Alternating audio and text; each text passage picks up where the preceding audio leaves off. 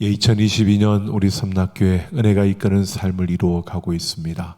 은혜로 경건한 삶, 은혜로 온전한 삶, 은혜로 승리한 삶을 우리 계속 이루어 가고 있고요. 다음 세대를 세우는 승리, 그리고 정체성을 지키는 승리를 향하여 우리가 그 발걸음을 딛고 있습니다.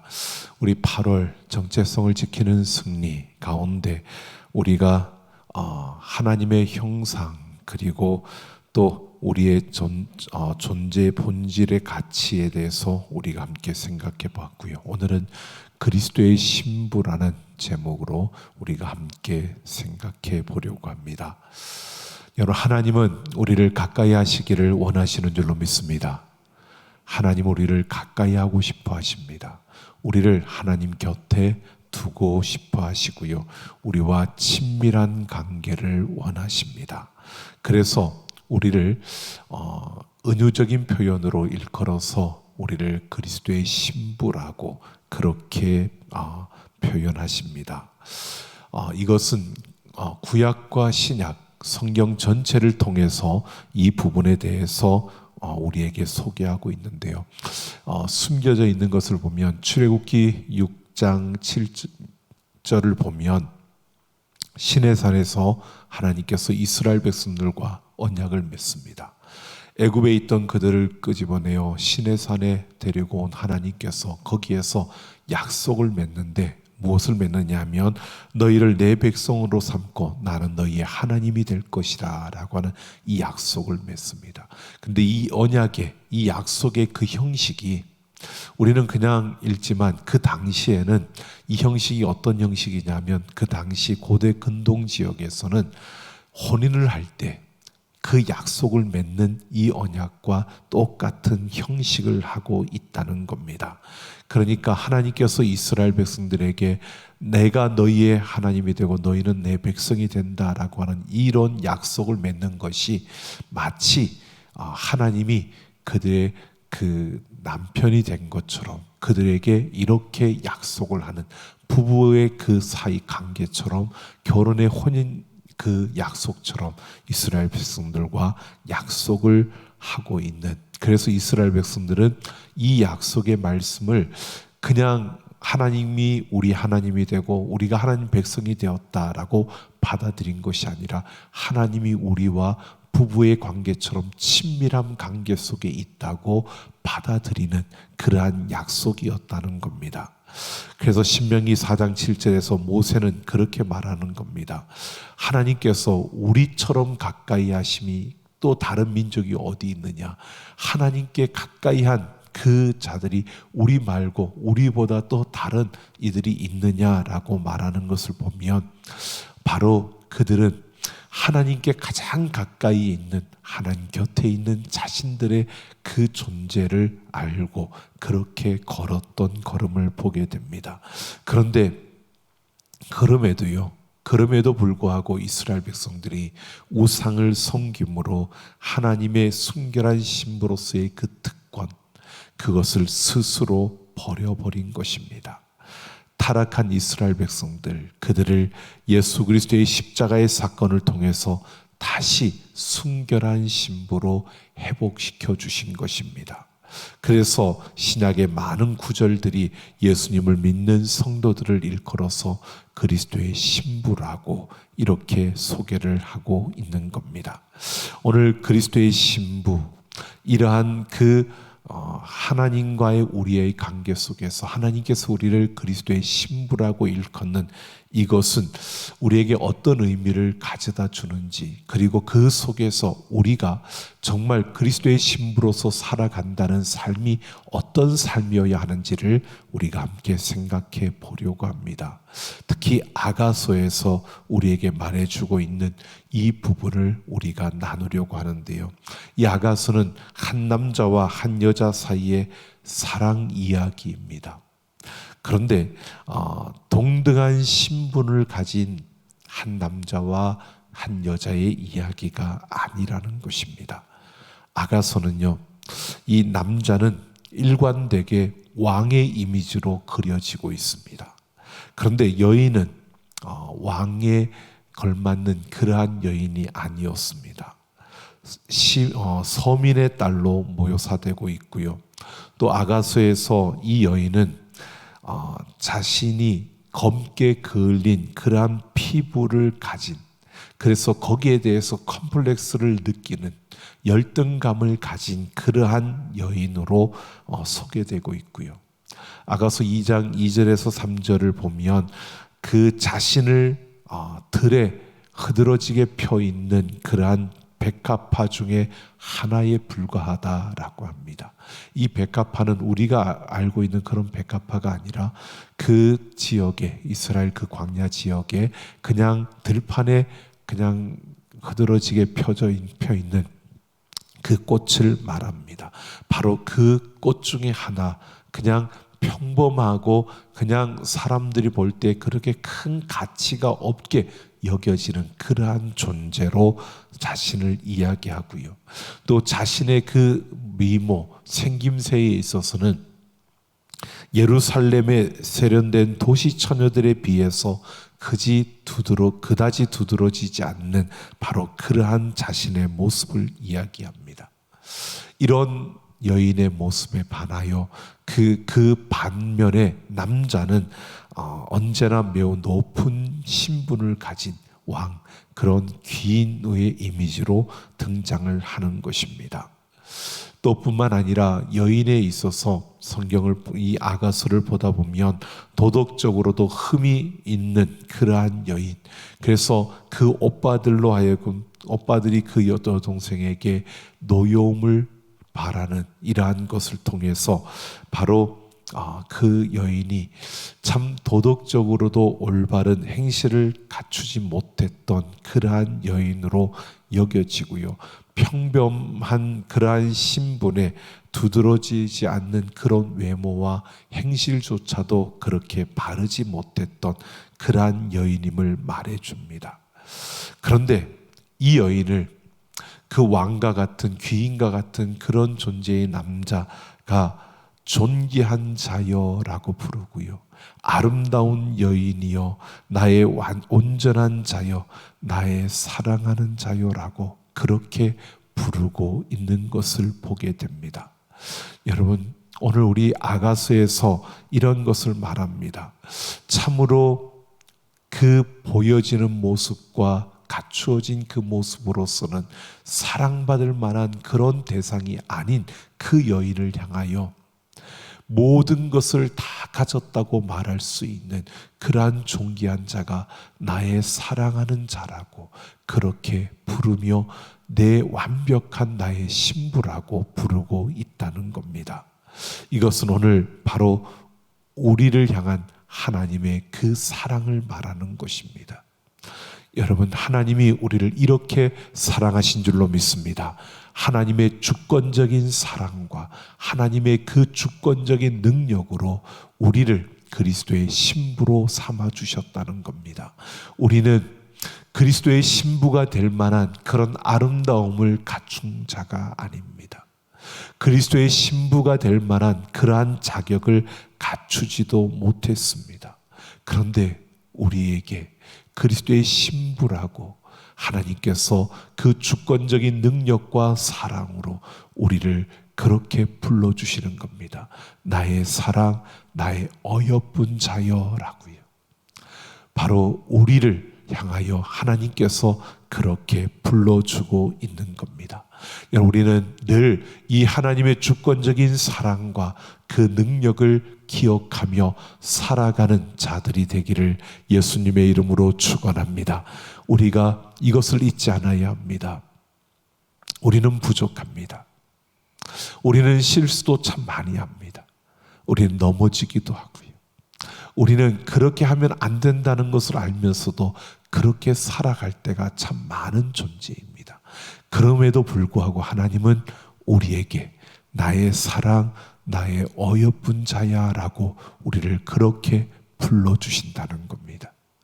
우리가 뭔가를 할 수 있을 것 같지만 우리는 오히려 가만히 있는 게 도와줄 정도로 참 우리는 힘든, 우리는 뭔가를 할 수 없는 무능한 그러한 존재인데도요, 그럼에도 하나님의 주권적인 그 사랑과 능력으로 우리를 그리스도의 신부라고, 나의 사랑, 나의 어여쁜 자라고 우리를 불러주신다는 겁니다. 우리가 어떤 형편에 있든, 우리가 어떤 상황에 있든, 우리 앞에 어떤 일들이 펼쳐지더라도요, 이 사실을 잊지 마십시오. 하나님의 주권적인 그 사랑과 능력이 우리를 나의 사랑, 나의 어여쁜 자여라고 그리스도의 신부로 우리를 부르신다는 사실을 우리가 잊지 않고 살아가야 합니다. 이 주권적인 사랑, 이 주권적인 능력, 여러분, 이것을 우리가 기억하고 이것을 알고 이것을 인식하며 우리가 살아간다면 우리의 삶에는 어떤 변화가 일어나야 할까? 오늘 아가서는 그 사실을 우리에게 말해줍니다. 이 여인에게 주권적인 그 능력과 사랑으로 다가와 내 사랑하는 자요라고 불렀을 때 이 여인은 그렇게 부르는 그 남자에게, 그 남편에게 바로 신부로서 고백을 합니다. 그 첫 번째 고백은 청혼하는 장면으로서 아가서 2장 16절에 나옵니다. 내 사랑하는 자는 내게 속하였고 나는 그에게 속하였다라고 말합니다.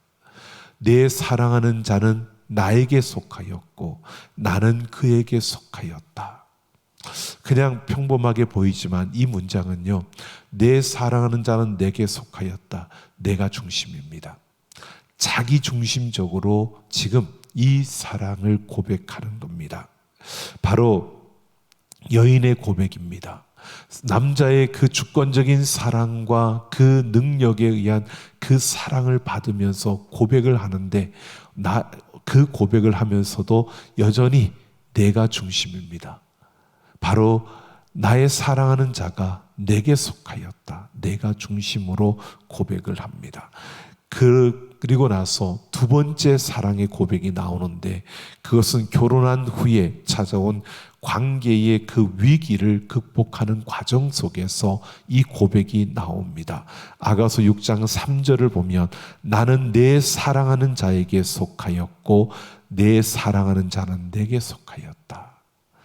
바로 나는 내 사랑하는 자에게 속하였고 내 사랑하는 자는 나에게 속하였다. 첫 번째 고백과 다른 부분이 보여집니다. 그것은 바로 나는 내 사랑하는 자에게 속하였다. 중심이 내게 속하였다가 내 사랑하는 자에게 속하였다로 바뀌어집니다. 자기 중심의 그 사랑의 고백에서 이제는 상대의 중심으로 그 고백의 중심이 바뀌어졌습니다. 그래서 나는 내 사랑하는 자에게 속하였고 내 사랑하는 자는 나에게 속하였다고 이렇게 두 번째 고백을 하고 있는 겁니다. 그 중심이 바뀌었습니다. 바로 그 사랑의 그 중심이 바뀌어졌다는 겁니다. 그 사랑의 깊이가 달라졌다는 겁니다. 자기가 중심이었던 그러한 고백에서 상대가 중심인 그러한 고백으로 바뀌어지는, 그래서 이기적인 그러한 선을 넘어서서 바로 상대를 먼저 생각하게 되는 이러한 사랑의 깊이가 그들의 그 달라졌음을 보여주고 있는 겁니다. 그러면서 세 번째 고백이 이루어집니다.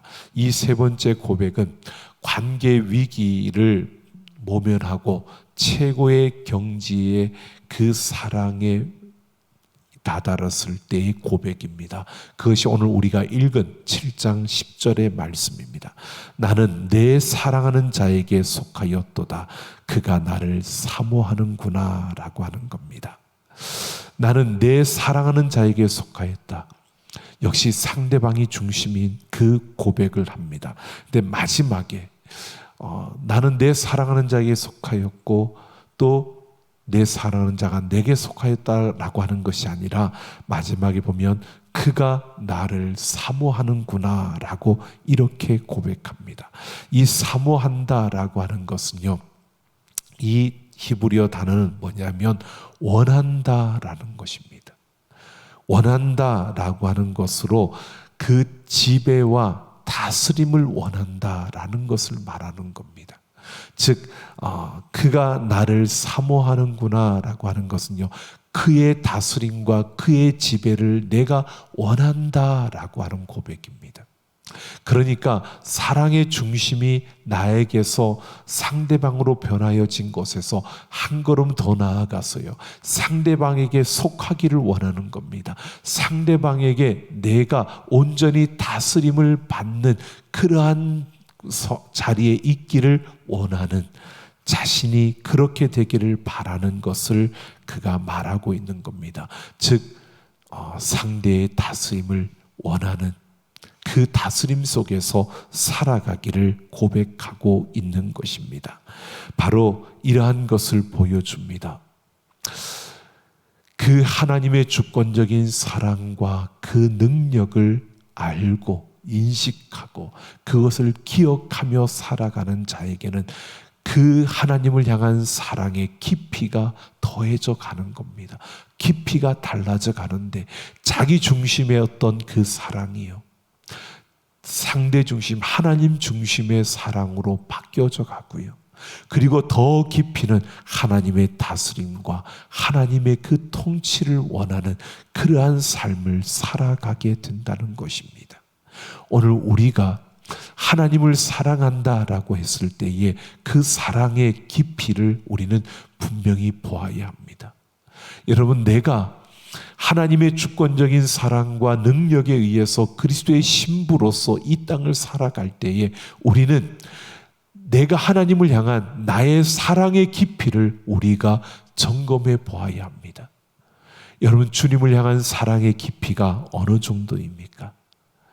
주님을 사랑한다고 하지만 여전히 내 중심적인, 자기 중심적인 그 범위를 벗어나지 못한 그 사랑으로 여러분 사랑하고 있는 것은 아닌지, 그 자기 중심적인 사랑은 벗어나서 이기적인 그 선은 넘어서 하나님 중심의 사랑으로 내가 살아가고 있는지, 그 사랑으로 살아가는데 하지만 그럼에도 하나님의 다스림을 원하는 게 아니라 내가 하나님 중심의 사랑으로 살아가지만 그것으로 멈춰서 있는 것은 아닌지, 우리가 하나님의 다스림을 원하며 내가 온전히 그 하나님의 다스림을 요청하며 살아가는지, 여러분, 우리가 이것을 분별할 수 있어야 합니다. 우리 자신에게 있어서요.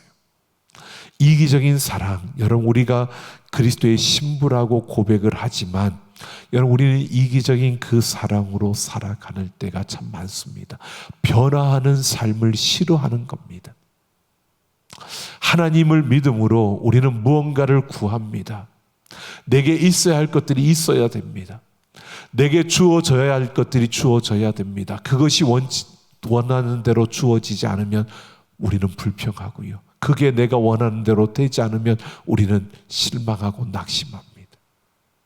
내가 중심이기 때문입니다. 여러분, 우리는 변화되어져야 합니다. 내 자기 중심의 이기적인 그 선을 넘어서 하나님 중심이 되어져야 합니다. 우리의 사랑이 하나님 중심적인 사랑이 되면요, 내가 원하는 것을 찾는 것이 아니라 하나님이 원하시는 것을 찾게 되어집니다. 하나님이 어떻게 하면, 내가 이렇게 하면 하나님이 기뻐하실까? 내가 어떻게 하기를 하나님이 원하실까? 내가 어떤 삶을 살아가기를 하나님이 기대하실까? 이것을 찾게 되는 겁니다. 거기에서 한 걸음 더 나아가 하나님이 그 다스림을 원하는 그 자리에 서게 되면요, 우리는 어떤 환경, 어떤 상황이 주어지더라도 상관없습니다. 하나님으로 인하여 기뻐하며 감사하며 그 순간에 하나님께서 기대하시는 역사를 위해 우리의 자신을 던지며 도전하며 달려가는 그러한 걸음을 걷게 되는 겁니다. 이런 변화의 그 역사들, 변화하는 그 삶이 우리에게 일어나기를 예수님의 이름으로 축원합니다. 여러분, 생각해 보십시오. 다스림을 원한다는 것은요, 하나님 중심으로 살아가지만 다스림을 원한다는 것을 우리가 잘 이해하지 못할 때가 있습니다. 이렇게 보시면 될 것 같습니다. 마리아가 정혼을 했지만 그러나 처녀였습니다. 그런데 그녀가 잉태를 했습니다. 남자와의 어떤 그 관계를 갖지 않은 그러한 여인에게 잉태가 되어진 겁니다.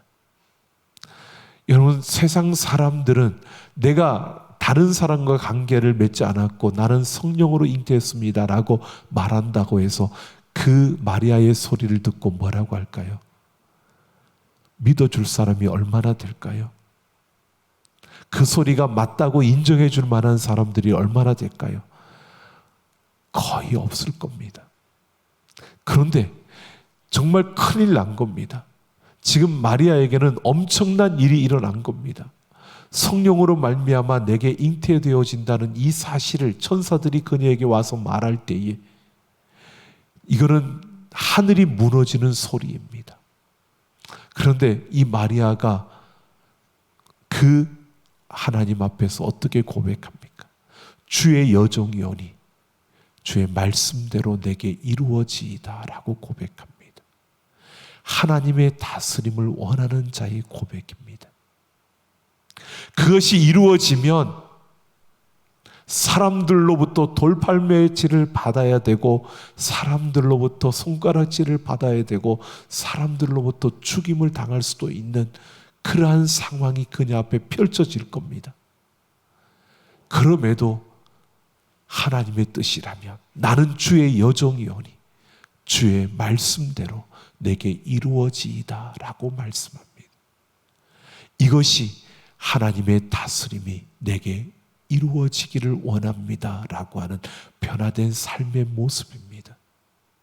여러분, 우리는 그리스도의 신부로서 주님을 사랑하는 자들로 서 있습니다. 여러분, 우리의 사랑은 어느 깊이에 있습니까? 우리의 사랑은 이렇게 변화를 이루어가고 있습니까? 우리는 이런 변화된 삶을 살아가고 있습니까? 그리스도의 신부라면 우리는 이런 변화의 삶을 이루어 가야 하는 것입니다. 그래서 아가서의 맨 마지막 구절을 보면 8장 14절을 보면요, 내 사랑하는 자야 너는 빨리 달리라. 향기로운 산 위에 있는 노루와도 같고 어린 사슴과도 같아라 라고 하면서 여인의 기대를 담은 그 요청으로 끝이 나는 것을 봅니다. 아가서에서 그려진 이 남자와 여자의 그 관계 속에서 분명히 기다림의 요소가 있는 것을 보게 됩니다. 신랑이 여인에게 지속적으로 찾아와 같은 사랑을 나누지만 여인은 여전히 신랑의 그 마지막 종말론적인 도래, 그 예수님이 다시 오시는 그날을 기다리는 그 모습을 보여주고 있습니다. 소망하며 살아가는 겁니다. 변화하는 그 삶 속에서요, 그리스도의 신부로서 바로 우리에게 가르쳐주는 소망의 삶을 말하고 있습니다. 그 신랑이 다시 오실 그 날을 기다리며 그 날을 소망하며 살아가는 삶을 말해주고 있는 겁니다. 여러분, 우리가 그리스도의 신부라는 사실을 인정하고 인식하고 그런 삶을 살아가고 있다면 우리는 이 소망의 삶을 살아야 하는 겁니다. 우리의 소망은 이 땅에서 있다가 없어지는 이 땅의 것들이 소망이 아닙니다. 여러분, 우리의 소망은 바로 예수 그리스도가 다시 오시는 그날을 기대하고 소망하는 이것이 진정한 우리의 소망이어야 하는 겁니다. 그리스도의 신부라면요, 우리의 소망이 있어야 하고 그 소망의 삶을 우리가 살아가야 합니다. 주님 다시 오시는 그날을 소망하는 삶이요. 여러분, 주님 다시 오시는 줄로 믿습니다. 여러분, 그날을 소망해야 합니다. 그날을 기다려야 합니다. 여러분, 우리가 지금 가장 소망하는 것들이 무엇입니까? 그건 눈에 보이지 않고 그날은 그냥 막연한 것 같고 그날은 도적같이 온다니까 언젠가는 오겠지. 그런데 정말 바라는 것은 지금 이 땅에서의 우리의 소망들이 우리의 소망으로 자리 잡고 있지 않습니까? 부자가 되고 좋은 가정을 이루고 또 우리가 좋은 그 직장 가운데서도 큰 그러한 우리가 승리를 이루고 승진하고 여러분, 이러한 것들이 여러분 우리의 소망으로 자리 잡고 있지 않습니까?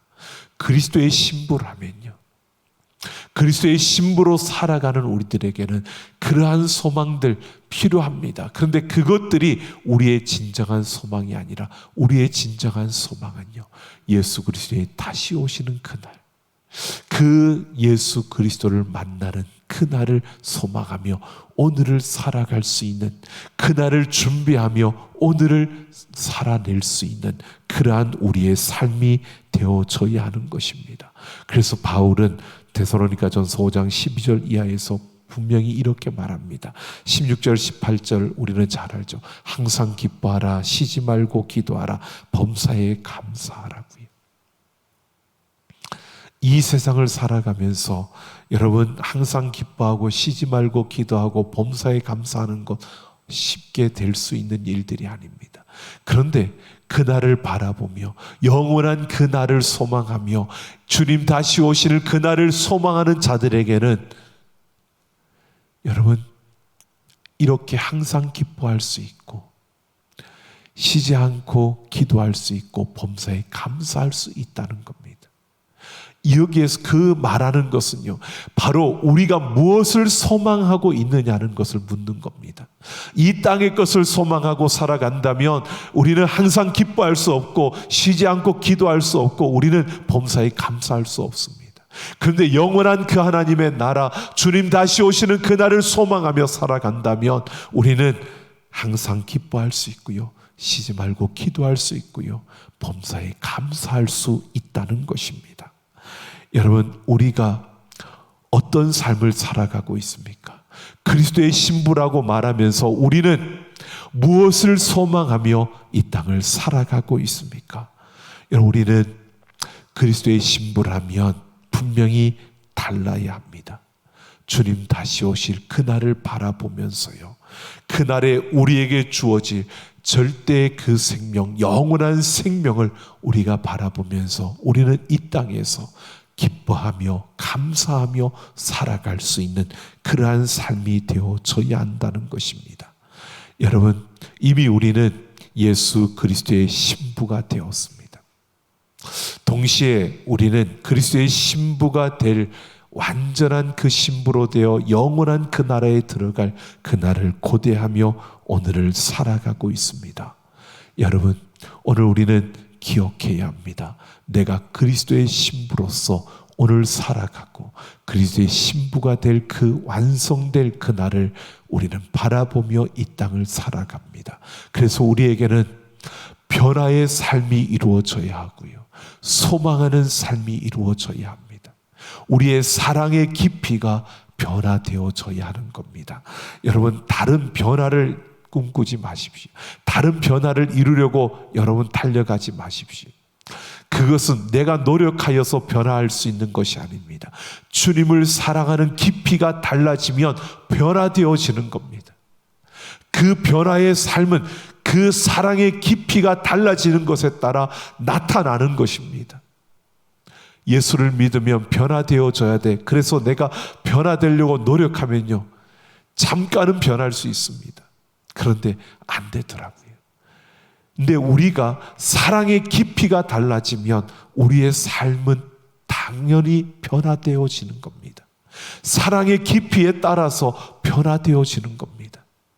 그리스도의 신부로서 우리는 이 사랑의 깊이를 통한 변화의 삶을 이루어 가야 하는 것입니다. 자기 중심의 그 사랑에서 이기적인 그 선을 넘어서 하나님 중심의 사랑으로, 그걸 넘어서 하나님의 다스림을 원하는 그 사랑의 깊이로 나아가는 이 변화가 우리 가운데 일어나기를 소망하고요, 여러분, 그리스도의 신부로서 여러분 주님 다시 오실 그날을 소망하며 그날을 준비하며 달려가는 우리 모두가 되기를 예수님의 이름으로 축원합니다. 자, 우리 함께 찬양하고 기도하는 시간 갖겠습니다.